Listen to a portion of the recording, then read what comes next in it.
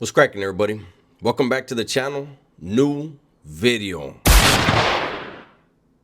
So today's video is going to be, unfortunately, another video about Jake Haro. I want you to see this news article from the New York Post. I'm going to put it up on the screen.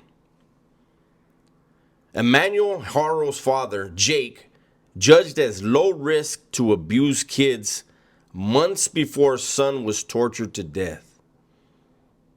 That's the title of their article. And I want to talk about it with you guys. As many of you know, Jake, in 2018, is accused of brutalizing his daughter, who was 10 weeks old. Brutalizing her to the point where she has a feeding tube for life. She's blind. She can't communicate. She has 3% brain function. In that case, the judge went against the district attorney's recommendation and didn't sentence Jake to prison. Instead, ordered him to be in child abuse classes, parenting classes, and who knows what else. But it wasn't jail. Not at all. In those child abuse classes, Jake, he passed with flying colors. 2 counselors even left glowing reports about Jake. Jake was excellent in class. He interacted well with the other participants. Is that surprising? Other people who were sent there because they beat the hell out of their kids, why wouldn't Jake fit in? He probably had him on speed dial.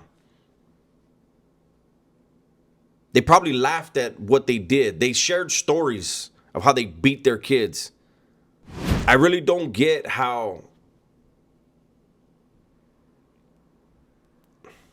Look, I'm going to say this. I don't know what these classes consist of. And hopefully someone will do a story on what these classes actually entail. Jake was rated like a 7 out of 7 on one thing and a 5 out of 5. Some weird stuff. And I'm wondering, was there a certain... I don't know what the psychologists call it, but there's these certain criterias that people have to be questioned, ask certain questions. And sometimes it's a certain form that's used. From everything I've been able to read and hear about Jake, I believe he's a psychopath. And there are psychopathic traits. Narcissism being one of them.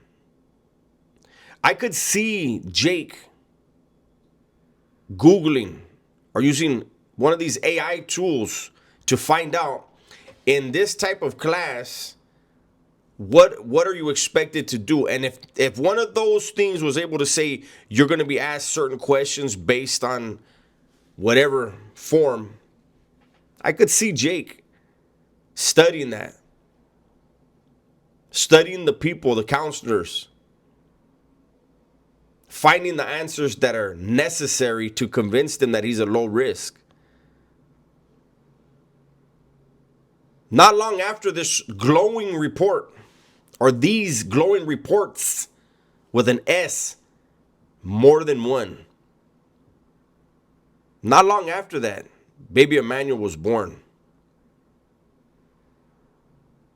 The authorities say there's overwhelming evidence that baby Emanuel was beaten and tortured over time and succumbed to his injuries. It's a tragedy. The judge, I'm hearing, resigned. As soon as Jake was suspected, I'm hearing the judge resigned. How about these people? Who else in that class? Who was in Jake's class and what have they done since? Have they reoffended? Have they re-abused the children that they were allowed to just get right back into their lives? Is anybody following up? Anybody that's gone to those child abuse classes in that facility, I think I think probation, parole, CPS, the National Guard, the UN, like we can't stop, but people need to go to those homes. We need some regular welfare checks on these children. These children are being failed. They're being let down. Obviously, some are being killed. Some are probably still being abused. And we need to keep the spotlight on that.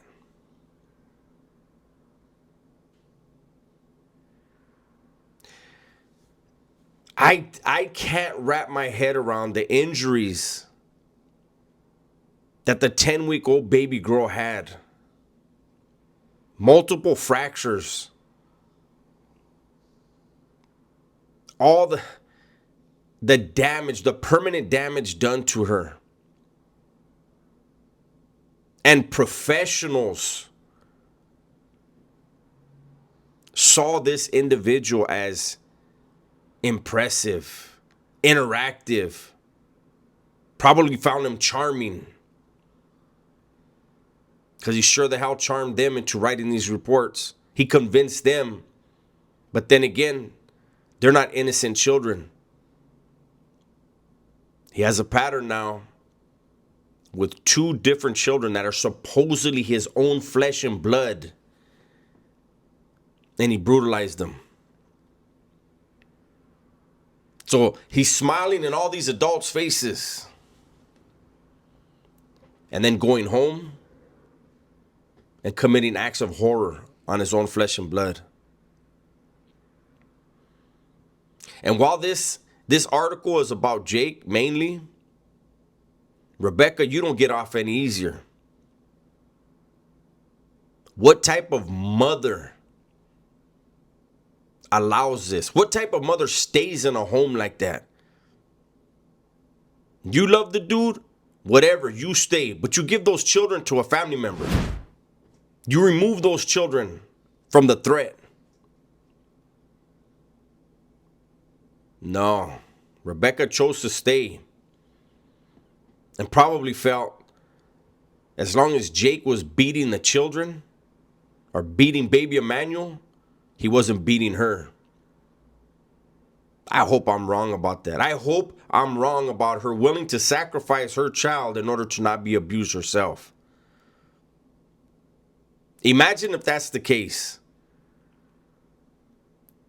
What was Rebecca going to do? If none of this would have came out, what was she going to do to stop further abuse? Give Jake another child?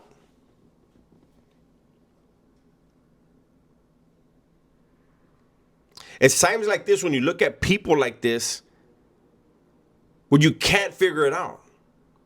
Because you cannot do the things that they did, they're accused of doing. So there's no way you can come up with an answer in your own mind.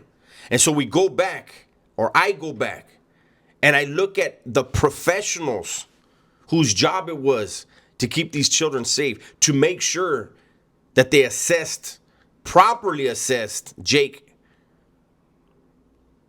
How did they fail? How was Jake able to outsmart them, outplay them? How was he allowed to be back in the home with a child? The laws to protect children need to be more strict.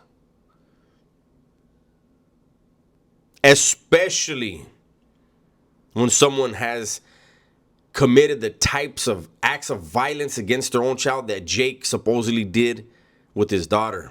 He pled guilty to it. He blamed his ex-wife. And yet, from what I've heard, she at least took the little girl to the hospital several times trying to figure out what's wrong with her. If that's true, I can't say she was actively involved in abusing the little girl. Why would she take the baby over there? When you look at Rebecca, when did she ever take baby Emanuel to the doctor? Have we seen any pictures of a baby shower? Have we seen any pictures of any type of celebration for the birth or of the birth of baby Emanuel? Can somebody like post a picture of a loving family prior to the death of baby Emanuel? Because it seems like those pictures don't exist. What we do see, we see pictures of baby Emanuel when he's really small and he looks like a normal child. Then we have this picture that everyone's seen, that everyone's posting, and that a lot of people can't bring themselves to look at. And baby Emanuel, I don't know how many months old he is in that picture, but his eyes are blank. The structure of his face looks different. The bones look, something's off.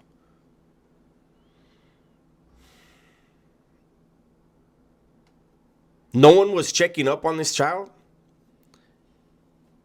Nobody in Rebecca's family or Jake's family was concerned enough to go and check and make sure the baby's okay.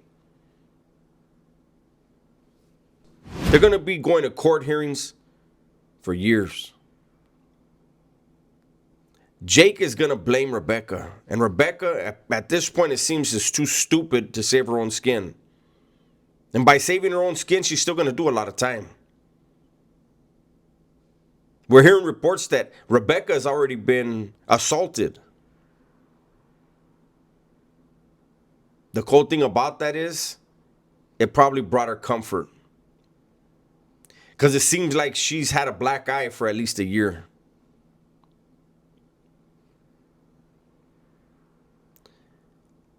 This is heavy subject matter.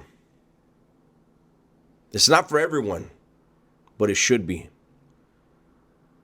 We should all take time to try to ask what the hell is going on and how was this allowed? Why are the laws so lenient?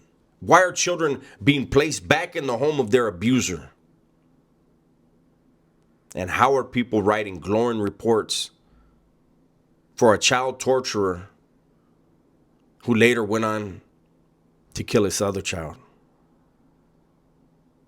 That's my video for today. Hopefully you guys enjoyed it. Everybody, please be safe, be smart, and tell the ones you love that you love them. I'm out of here.